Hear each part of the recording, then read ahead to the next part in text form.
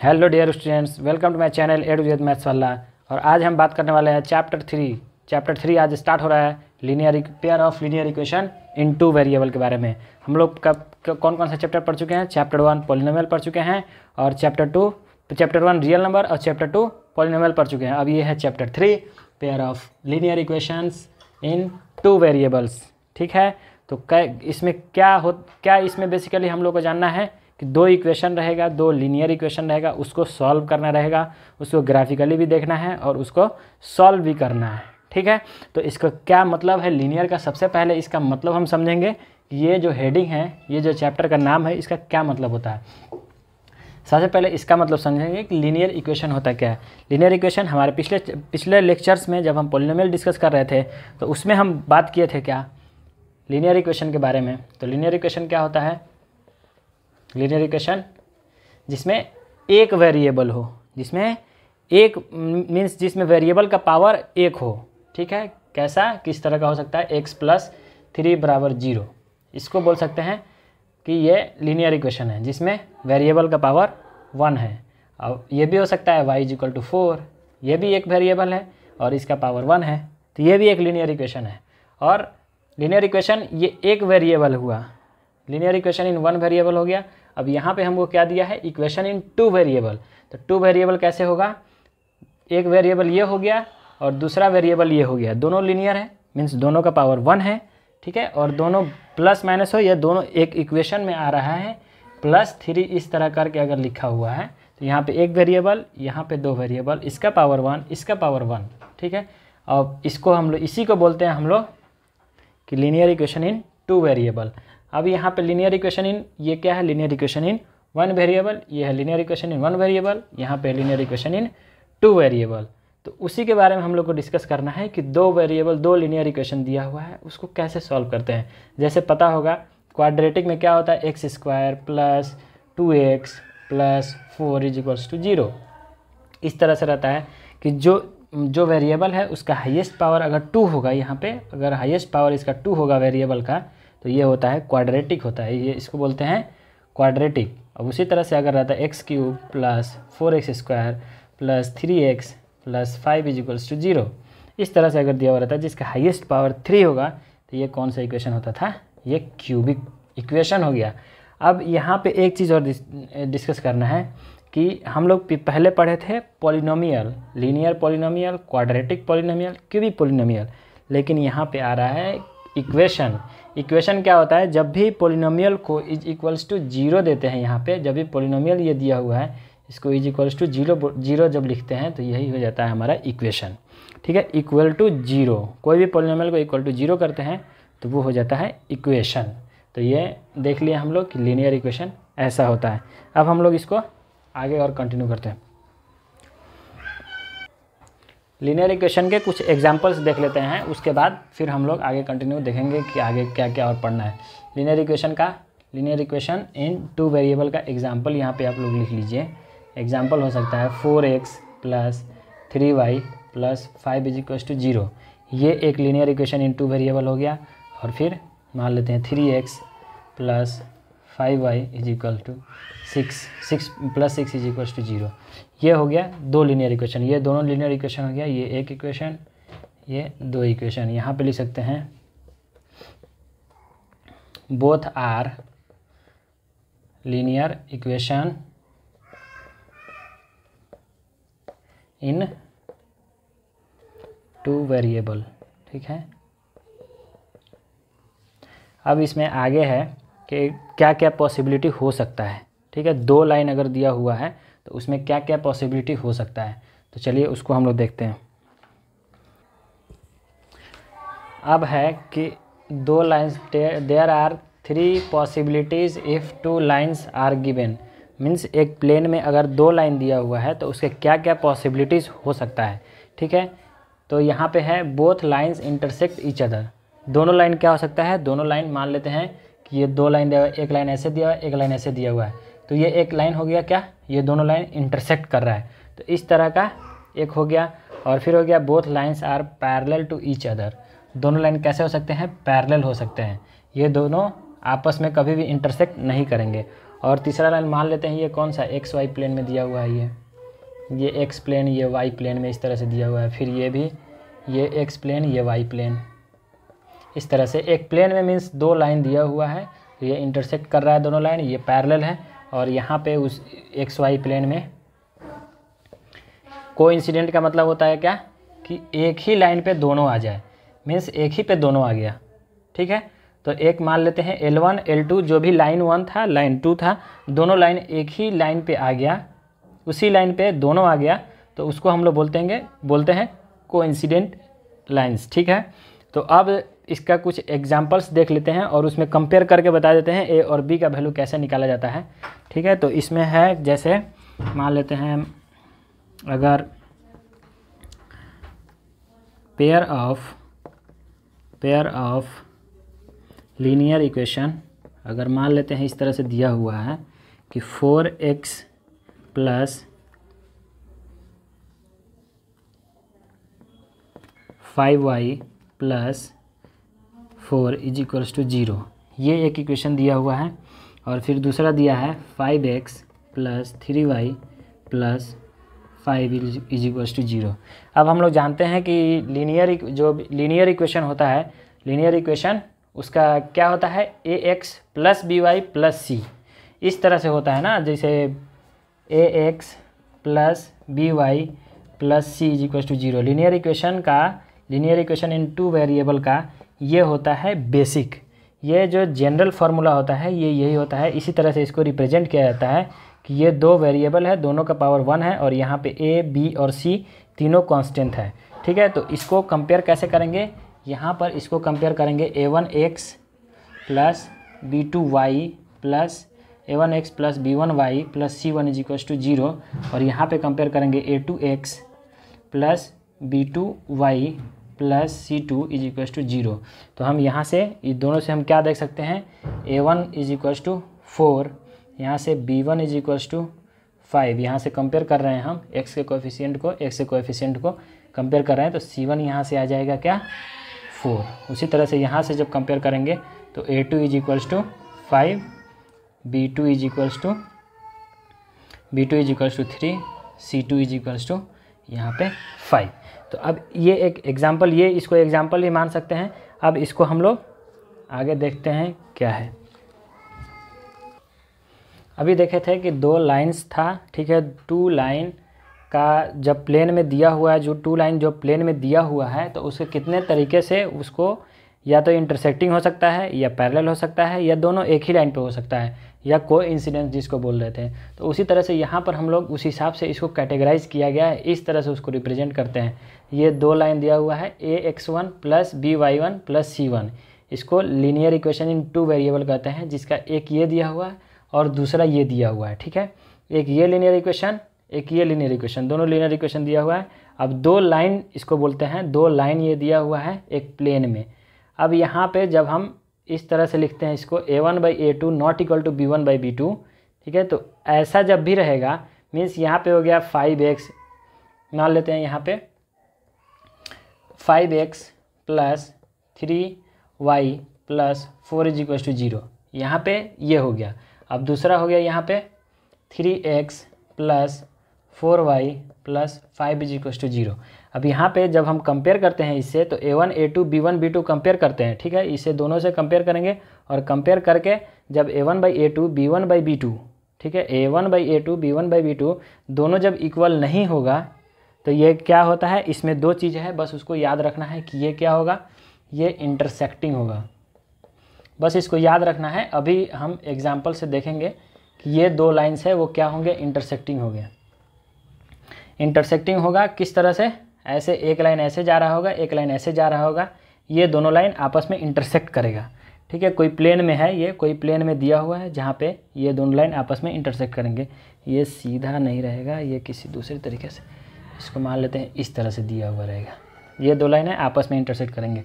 अब फिर उसके बाद यहाँ पर क्या होगा, जब दो लाइन आपस में इंटरसेक्ट करेंगे तो उसका क्या होगा, यहाँ पे यूनिक सॉल्यूशन। यूनिक सॉल्यूशन का मतलब क्या हुआ कि वैल्यू x का और y का वैल्यू सिर्फ एक ही आएगा, उसके अलावा दूसरा नहीं आएगा। उसका मतलब होता है यूनिक, सिर्फ वही वैल्यू रखने पे ये सेटिस्फाई कर रहा होगा। ये इक्वेशन दोनों है, ये इक्वेशन उसी वैल्यू पे सेटिस्फाई कर रहा होगा, एक्स और वाई का सिर्फ वही वैल्यू आएगा, ठीक है, उसके अलावा दूसरा वैल्यू नहीं आएगा। अब क्या है, अब सेकंड वाला है, सेकंड वाला a1/a2 is equals to b1/b2 not equal to c1/c2। यहाँ पे क्या होगा, इसका जैसे यहाँ पे है a1/a2 b1/b2 not equal to c1/c2, means a1/a2 equal हो जाए b1/b2 के, बट c1/c2 इक्वल ना हो, ठीक है। तो इसका एक एग्जांपल जैसे है कि मान लेते हैं 4x plus 5y plus 6 is equal to 0, और फिर यहाँ पे लिख देते हैं 4x plus 5y plus 7 is equal to 0।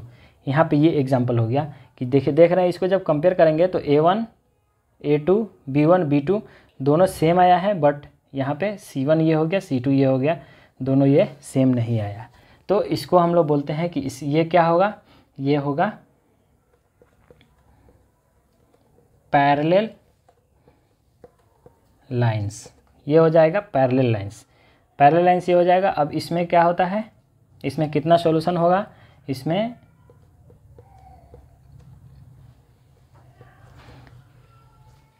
होगा नो सॉल्यूशन, इसमें होगा, ये पैरेलल लाइंस है। और पैरेलल लाइंस कैसे होता है, ये ऐसे होता है पैरेलल लाइंस, ये कहीं पर भी इंटरसेक्ट नहीं कर रहा है, तो इसको हम बोल सकते हैं कि ये दो लाइंस आपस में पैरेलल हैं। जब ये फॉलो करेगा a1/a2 is equals to b1/b2 not equal to c1/c2, तब ये पैरेलल लाइन हो जाएगा और इसका क्या सॉल्यूशन होगा, नो सॉल्यूशन होगा। यानी इसका कोई भी ऐसा वैल्यू नहीं है, कोई भी x और y का ऐसा वैल्यू नहीं है जिसको इसमें पुट करेंगे तो ये सेटिस्फाई कर जाए, ठीक है। यानी सिर्फ इसको हमको सेटिस्फाई नहीं करना है, इसको भी सेटिस्फाई करना है। ऐसा नहीं कि हम इसमें तो कोई भी वैल्यू x और y का एक वैल्यू जरूर होगा जो इसको सेटिस्फाई कर रहा होगा, बट वही सेम वैल्यू दूसरे वाला इक्वेशन में भी रखना है। जब तक दोनों इक्वेशन सेटिस्फाई नहीं होगा तब तक कैसे बोलेंगे कि एक 2 वेरिएबल मीन्स ये लीनियर इक्वेशन सॉल्व हो गया, बोल ही नहीं सकते हैं। तो x और y का वो वैल्यू जहाँ पे दोनों इक्वेशन सेटिस्फाई करना चाहिए, उसी बेसिस पर हम ये वाला पहला ये देखे हैं a1/a2 not equal to b1/b2, ये वाला देखें। अगर एक इक्वेशन तो सेटिस्फाई तो कर जाएगा, बट दोनों इक्वेशन को सेटिस्फाई कराना है, तो यहाँ पे पैरेलल लाइन है, जब तक वो इंटरसेक्ट नहीं करेगा, जब तक वो टच नहीं करेगा, इंटरसेक्ट नहीं करेगा, तब तक उसका सोल्यूशन नहीं होगा। अब यहाँ पे है a1/a2 b1/b2 c1/c2 तीनों इक्वल है, तो इसका एग्जाम्पल ले लेते हैं 3x 4y plus 6 is equal to 0। यहाँ पे ले लेते हैं 3x मीन्स इसको कर देते हैं double 6x plus 8y plus 12 is equal to 0। यहाँ से 2 कॉमन ले लेंगे तो वही बराबर आ जाएगा, 2 कॉमन ले लेंगे तो 3, यहाँ पे 4, यहाँ पे 6 आ जाएगा। तो यहाँ पे देख रहे हैं कि a1/a2 b1/b2 c1/c2 जब कर रहे हैं तो इक्वल आ रहा है, तो इसको हम लोग क्या बोलते हैं, ये कौन सा लाइन हुआ, कोइंसिडेंट। ये दो लाइन दिया हुआ, ये दो लाइन, ये कोइंसिडेंट है, और इसका सॉल्यूशन क्या होगा, इनफाइनाइट सॉल्यूशन।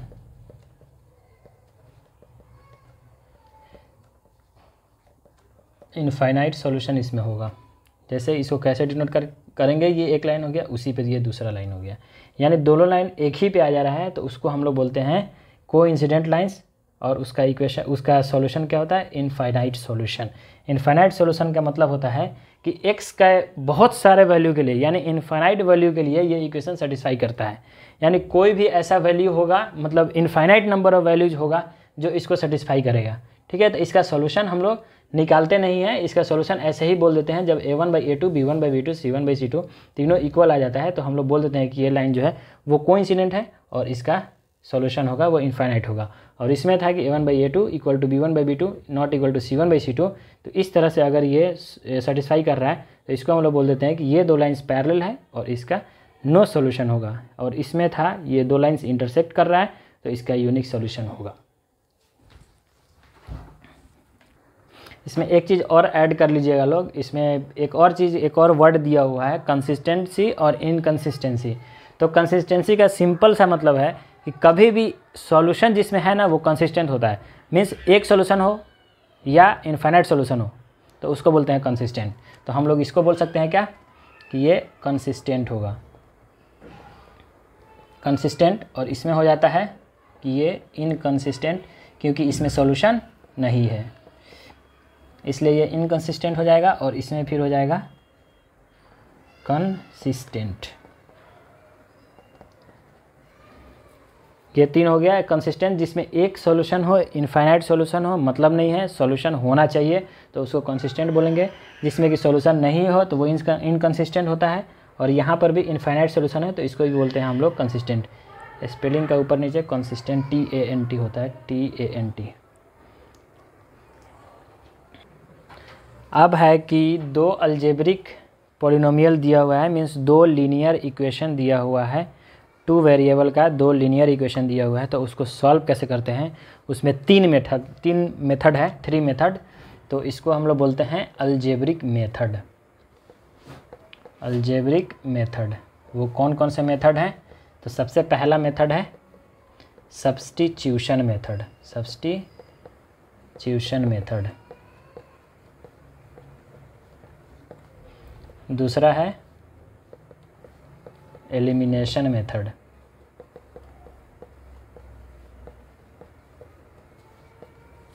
और तीसरा है क्रॉस मल्टीप्लिकेशन मेथड।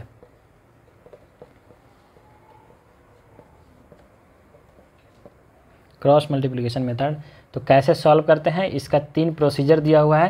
पहला है सब्स्टिट्यूशन मेथड, दूसरा है एलिमिनेशन मेथड, तीसरा है क्रॉस मल्टीप्लिकेशन मेथड। ठीक है, तो पहला हम लोग देखते हैं क्या है। पहला है सब्स्टिट्यूशन मेथड।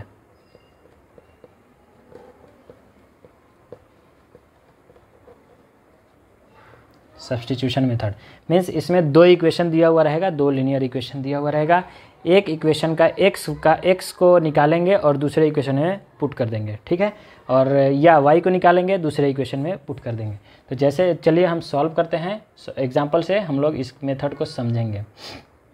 यहाँ पे दिया हुआ है 3x + 4y + 5 = 0। ये एक इक्वेशन दिया हुआ है और दूसरा इक्वेशन दिया है 5x + 3y + 7 = 0। इस तरह से एक इक्वेशन दिया हुआ है यहाँ पे। इसको थोड़ा सा अभी इजी बनाते हैं, इजी इसको थोड़ा हम बनाते हैं। पहले इसको इजी बना लेते हैं, उसके बाद तब आप लोग आसानी से उसको सॉल्व कर लीजिएगा। ये एक एग्जांपल दे रहे हैं, इसी तरह से और भी बहुत सारे एग्जांपल्स हो सकते हैं। तो हम क्या करते हैं कि कोई भी एक इक्वेशन का x को या y को हम निकाल लेते हैं और दूसरे इक्वेशन में पुट कर देते हैं। तो चलिए हम फर्स्ट इक्वेशन से हम x का वैल्यू निकालते हैं। तो यहाँ पे x + 4y + 5 = 0 दिया हुआ है। अब 5 को उधर लेकर के जाते हैं तो x + 4y = -5 आ जाएगा। ये प्लस है तो इधर जाएगा तो माइनस आ जाएगा। अब इसको उधर लेकर के जाते हैं तो x = -5 - 4y, ठीक है, ये हो गया। अब इसको क्या करते हैं, सेकंड इक्वेशन में पुट करते हैं। तो यहाँ पर लिखेंगे पुट x = -5 - 4y इन इक्वेशन 2 में पुट करते हैं इसको। तो x का जब वैल्यू इसमें पुट करेंगे, ये जो आया है x का -5 - 4y, ये हो गया x का, और फिर प्लस ये 3y + 7 = 0। अब यहाँ से देखिए, यहाँ से क्या आ जाएगा, यहाँ -5 हो जाएगा ये, और ये -4y + 3y, ये कितना हुआ, -4y + 3y -y, और यहाँ पे आ गया +7, ठीक है। -5 + 7 = होता है 2, और y को जब उधर लेकर 2 और -y = 0। अब क्या करते हैं, y को इधर लेकर के आ जाते हैं तो यहाँ पे आ जाएगा y = 2। ये निकल गया y का वैल्यू। अब x का वैल्यू निकालेंगे। x का वैल्यू निकालेंगे, कोई भी एक इक्वेशन में y = 2 रख दीजिए तो x का वैल्यू निकल जाएगा। जब y = 2 रख दीजिएगा, मान लेते हैं हम रखते हैं put y = 2 in equation 1। Equation 1 में रखिए या इक्वेशन 2 में रखिए, कोई दिक्कत नहीं है, आप इसको किसी में भी रख सकते हैं। तो हम क्या करते हैं, x प्लस यहाँ पे है 4y, तो 4 × 2, y के जगह पर 2 रखेंगे, + 5 = 0। अब यहाँ से देखते हैं x 8, 4 × 2 = 8 + 5 = 0। यहाँ पे हो गया x + 13 = 0। यहाँ से आ गया x इज इक्वल्स टू -13। 13 को इक्वल टू के उस साइड ले जाएंगे तो -13 हो जाएगा। तो यहाँ पे x का एक यूनिक वैल्यू आया, y का भी एक यूनिक वैल्यू आया। ठीक है, तो इस तरह से सब्स्टिट्यूशन मेथड है, इसी तरह से हम लोग निकालते हैं। इसमें बहुत सारा यहाँ पे और भी कांस्टेंट लगा रह सकता है, यहाँ पे लगा रह सकता है, वो फ्रैक्शन में भी जा सकता है। थोड़ा सा डिफ़िकल्ट होगा, थोड़ा सा क्या बोलते हैं उसको, सॉल्व करने में थोड़ा सा प्रॉब्लम होगा, बट धीरे धीरे प्रैक्टिस कीजिएगा तो वो हो जाता है। तो यहाँ पे हम लोग सब्स्टिट्यूशन मेथड को देख लिए, अब हम लोग देखेंगे एलिमिनेशन मेथड को। अब देखते हैं सेकंड नंबर है एलिमिनेशन मेथड। एलिमिनेशन मेथड में क्या होता है कि या तो x को एलिमिनेट करेंगे या y को एलिमिनेट करेंगे। कैसे करते हैं, अब चलिए एक एग्जांपल से हम लोग इसको देखते हैं। तो यहाँ पे एक एग्जांपल हम लेते हैं, एग्जांपल इसका है, एक सॉल्व कर देते हैं, उसके बाद आप लोगों को अच्छा से समझ में आ जाएगा। 3x + 4y is equals to 10। ठीक है, ये हो गया। अब यहाँ पे फिर है x + y is equals to 5। ये दो इक्वेशन दिया हुआ है। अब हमको एलिमिनेशन मेथड से इसको सॉल्व करना है। तो हम ये देख रहे हैं कि यहाँ पे x है, यहाँ पे 3x है, यहाँ पे y है, यहाँ पे 4y है। तो हमको या तो x को एलिमिनेट करना पड़ेगा या y को एलिमिनेट करना पड़ेगा। x को कैसे एलिमिनेट करेंगे, तो x को जब हम 3x लेकर के आ जाएंगे तो इसमें से इस इक्वेशन को माइनस कर देंगे तो हो जाएगा। तो x को 3x कैसे बनाएंगे, यहाँ पे 3 से मल्टीप्लाई कर देंगे। अगर x को हमको रिमूव करना है, तो अगर y को एलिमिनेट करना है तो y को 4 से मल्टीप्लाई करके इस इक्वेशन में मीन्स सब्ट्रैक्ट कर देंगे तो ये एलिमिनेट हो जाएगा। अब हम इसको मान लेते हैं इक्वेशन नंबर 1, इसको मान लेते हैं इक्वेशन नंबर 2। ठीक है, तो अब हम क्या करते हैं कि इस इक्वेशन में हम 3 से मल्टीप्लाई कर देते हैं, x को एलिमिनेट करना है। तो यहाँ पे हम एक चीज़ लिखते हैं, यहाँ पे 2 एलिमिनेट x। ठीक है, एलिमिनेट करना है हमको x को, इसलिए अब हम क्या करेंगे, मल्टीप्लाई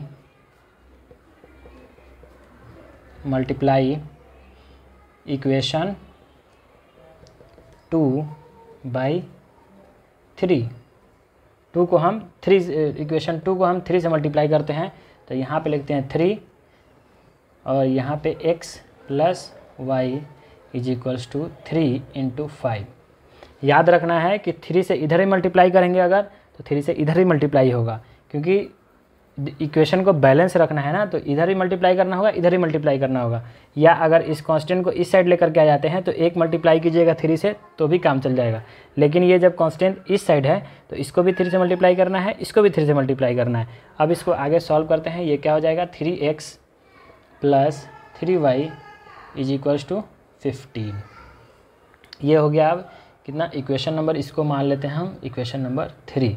ये हो गया इक्वेशन नंबर 3। अब हम क्या करते हैं, इक्वेशन 1 से इक्वेशन 3 को सब्ट्रैक्ट कर देते हैं। तो सब्ट्रैक्ट कैसे किया जाता है इसको भी सीख लीजिए। सब्ट्रैक्ट किया जाता है, अब यहाँ पे लिखेंगे सब्ट्रैक्ट इक्वेशन 3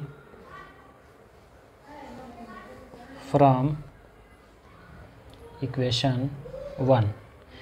तो इस इक्वेशन को इसमें से सब्ट्रैक्ट करना है। तो सबसे पहले हम लोग लिखेंगे 3x + 4y is equals to 10। अब दूसरा इक्वेशन लिखेंगे 3x + 3y is equals to 15। ये हो गया इक्वेशन, ये इक्वेशन थर्ड हो गया, ये इक्वेशन फर्स्ट हो गया। अब इसको सब्ट्रैक्ट करना है तो यहाँ पे माइनस देंगे, ये प्लस है तो यहाँ माइनस, यहाँ भी माइनस और यहाँ भी माइनस। तो ये 3x में से 3x गया, ये हो गया कैंसिल। अब 4x में से 4y में से 3y गया तो ये हो गया y। अब यहाँ में से 10 में से 15 गया तो ये हो गया -5। तो हम क्या कर सकते हैं, यहाँ पे y इज इक्वल्स टू -5, ये आ गया y इज इक्वल्स टू -5। अभी जब y निकल गया है मेरा, तो कोई भी इक्वेशन में, इक्वेशन 1 में या इक्वेशन 2 में y का वैल्यू पुट कीजिए और x निकालिए। जैसे हम पुट करते हैं इक्वेशन नंबर 2 में। इक्वेशन नंबर 2 यहाँ पे इजी लग रहा है क्योंकि इसमें कोई भी मल्टीप्लिकेशन नहीं है, डायरेक्ट x + y दिया हुआ है। तो हम पुट करते हैं, put y is equals to -5 in equation 2। तो इक्वेशन 2 में क्या है, x + y का value -5 is equal to 5, x is equals to 10। यहाँ पे x minus 5 is equal to 5, तो x इज इक्वल टू 10। यहाँ पे x और y का वैल्यू आ गया है 10। तो हम लोग देख चुके एलिमिनेशन मेथड। अब थोड़ा सा जो क्रॉस मल्टीप्लिकेशन मेथड है वो थोड़ा सा बड़ा है, इसलिए उसको नेक्स्ट वीडियो में हम उसका बात करेंगे नेक्स्ट वीडियो में। होप आप लोगों को ये वीडियो अच्छा लगा होगा। Thank you for watching the video.